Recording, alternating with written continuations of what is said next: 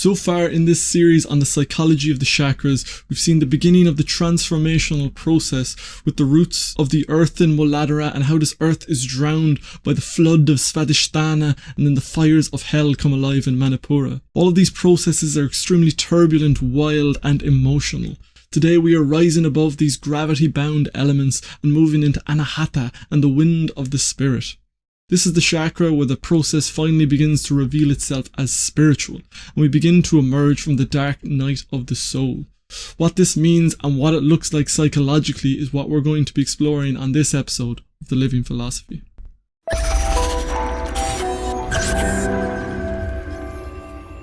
As we've seen so far in this series, the journey of personal transformation begins with the root chakra Muladhara. That is the earth chakra that we all spend our ego lives in, going about our day-to-day business, cooking food, going to the dentist, folding our clothes. Then with the sacral chakra, Svadhisthana, this earthly life gets drowned by a tidal wave out of the unconscious. We get swallowed by the sea monster of the depths. This is the entrance of chaos into our lives. This is when life overtakes us and our consciousness is overwhelmed by something greater than it. This could be grief, it could be failure, it could be entering into midlife, or it could also just be the fruit of a lot of spiritual work.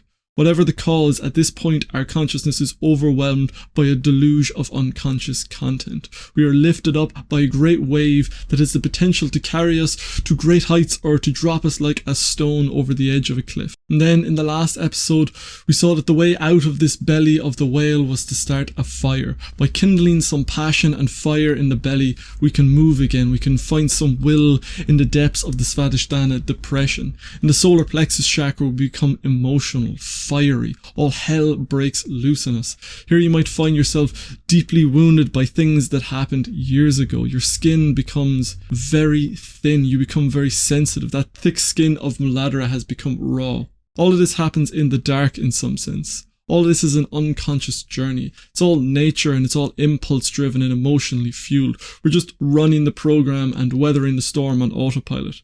But at the next level, we arrive at the heart chakra, the air chakra of Anahata, and here something new begins to happen. Something new begins to emerge.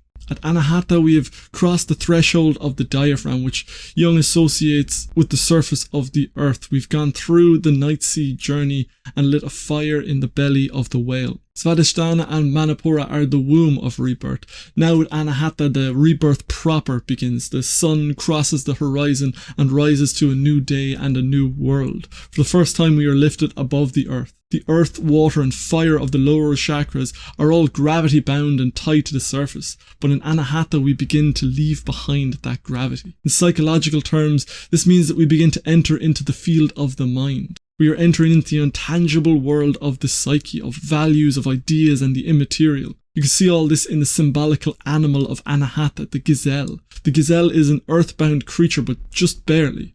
They can take leaps of up to 2 meters in the air, going distances of 6 to 10 meters. They're like stones skimming over the earth. They're bird-like and they're flighty. They've lost part of the heaviness of gravity, and that's the air-like quality that you see with Anahata. And Anahata is still connected to the material world. The air swaddles the earth in an atmosphere, and we've not quite hit the transcendental ethereal heights of Vishuddha or Anya. But that taking flight is beginning in Anahata. The gazelle is elusive, very difficult to catch because they run and prance and they jump away.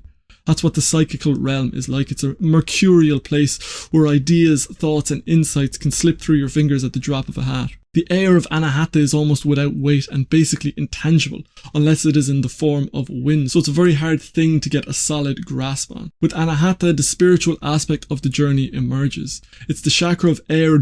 Physiologically, it's not just the heart chakra, but the chakra of the lungs as well, and this connection with air and breath has a lot of spiritual depth. There's a primal connection between spirit and breath. You can see it at the start of Genesis. And the Lord God formed man of the dust of the ground and breathed into his nostrils the breath of life, and man became a living soul. There's a deep connection in our languages between wind and spirit. In Latin, the word for spirit is spiritus, while spirare means to blow or breathe. In Greek, the word for spirit is pneuma, while the word for soul is animus, which you can see in animation or being animated. These are connected to the word for wind, which is animos in Greek. You also see this in Arabic, where ruh is the wind or soul of the spirit, and in Hebrew where ruh means spirit and wind. So there's this deep connection between the air and spirit and breath. There's an Indian custom where the eldest son is supposed to watch the father closely when he's dying in order to inhale his last breath, which is the soul, so that his father's life continues in him. All of this points to the beginning of something higher in Anahata. You can still mistake the deluge of Svadhisthana and the fires of Manipura for personal occurrences. Your ego might still think this is all about you, but at Anahata, we first catch sight of the Purusha, the little man that is smaller than small and greater than great. This is the Atman, the self as it's called in Jungian psychology. This is the sun rising over the horizon. It's the birth of the impersonal, of the connection with God that is within us, the personal relationship with that. So once the haze of the Manipura fires clear, you begin to see that you are not alone. Out of the fires of Shiva's destruction, something eternal is revealed. This is the beginning of the individuation process, the process of orienting yourself towards your center and connecting with that thing in you which is greater than you. It's still just a germ in Anahata. This is just sunrise, but the fruit of the process is coming into view. This is Dante emerging from hell and beginning to wind his way up through purgatory. There's still a lot of work to be done, but as long as you don't identify with this transcendent figure that is emerging, as happens when people think they're the rebirth of Christ or the savior of the world, as long as you don't identify with this emerging spiritual power of the Purusha, but realize that you are an ego down in Muladhara and that this thing is an objective process happening through you, that the Kundalini process is happening within you, but is not of you. As long as you have that distance, then things will go very well and you will begin to individuate and flower into Vishuddha, into the throat chakra. That's everything that I wanted to cover on Anahata. If you're new to the channel and you enjoyed the episode, please subscribe. And if you have any thoughts, insights, ideas, or feedback, I'd love to hear from you down in the comments. Otherwise, I shall see you next time. Thank you for watching.